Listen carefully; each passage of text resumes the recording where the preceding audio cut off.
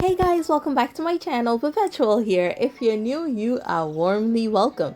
And guys, thank you all so much for joining me today as we make this delicious chicken stew that is perfect for jollof. Come along and let's get started. All right, let's get started. Guys, I have my chicken. This is fresh chicken, washed, and I am going to be seasoning it. The seasoning is very important. So I am using some very hot Scotch bonnet or habanero pepper, some garlic, and a little bit of ginger.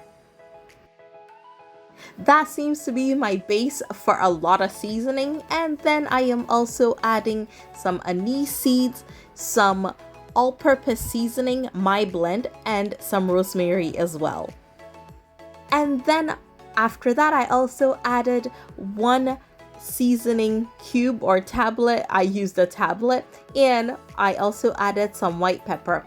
I have a current obsession with white pepper. It seems to smell a lot nicer than black pepper, especially for chicken. So it has definitely become a part of my go-to spices. So I added a bit of that.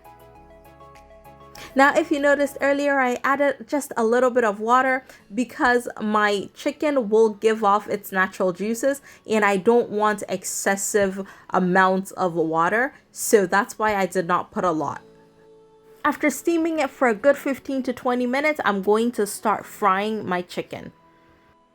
Now, if you've been here a while, you know that I love to season as I go. So I am even going to be seasoning my oil. So I am infusing it with some garlic. I just sliced it up and dropped it into the warm oil. And you want to make sure that it does not burn. So you want to keep an eye on it. And I'll be using that excess garlic, or the one that I infused the oil in. I'll be using that for my stew so nothing goes to waste. Alright, so I'm going to start frying my chicken. I'm frying it in batches and I am frying it until it is a dark golden brown. Now I'm frying it to this level because I'm going to be using it for stew and it will cook in the stew and I don't want it to fall apart. Once I get my second batch of chicken going, to speed up my cooking process, I'm going to start my stew with my stock.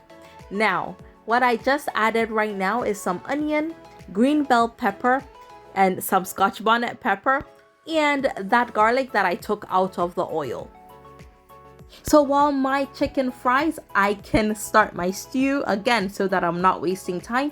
And if you're watching your oil intake, this is a great way to start your stew. You do not have to add the oil. You could do an oilless chicken stew, but since I am using oil, I'm done frying my chicken and I'm pouring that oil into my stew base. You've just got to make sure that you do not take with you that little pieces of chicken that is left behind. So just go ahead and get rid of that.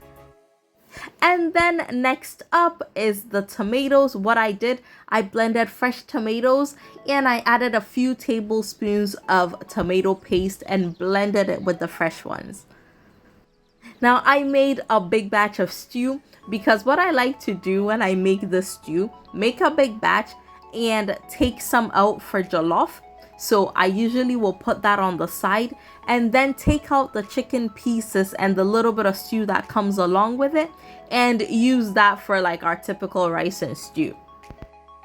Anyway, before I forget, I am adding some seasoning back into the stew. So curry powder, I love curry powder. You can adjust the seasoning to suit your personal preference, but I love it. So I used 2 packets of the ones that come in the sachet. That is, I think in total about 2 tablespoons or maybe a little bit more.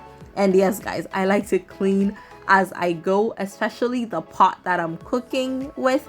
So just took some paper towel and wiped around it. And I added one more seasoning tablet. If you're not a big fan of these seasoning cubes and tablets, you can eliminate it completely or you can reduce the amount. For the amount of stew that I am making, I felt comfortable using this much. And so I used it. Again, adjust it to suit your personal needs. And next up, I am adding just a little bit of my chicken. What I like to do is add the breasts because I'm using a fresh chicken. I have the option of the different parts just because it's tougher and it tends to withstand the prolonged cooking. So I usually will use that to kind of infuse the chicken flavor back into my stew. And what you just saw me add there was just a little bit more salt because I tasted it and I felt like it needed it. So I went ahead to add that. And when I am making chicken stew, I like it to cook down. So the stew simmered for a good hour or so, and then we were good to go. Like I said, I was just going to split it up. So we have some for rice and stew and some for jollof as well. Unfortunately, I did not film the part where I was separating the stew because honestly, guys, life happened. I think I got busy and totally forgot that I was even filming this. And so that is it. Our stew is done. And I hope that you get to try this amazing recipe out. And guys, thank you so much for coming along with me on this delicious journey. I'll see you soon. Take care. Bye.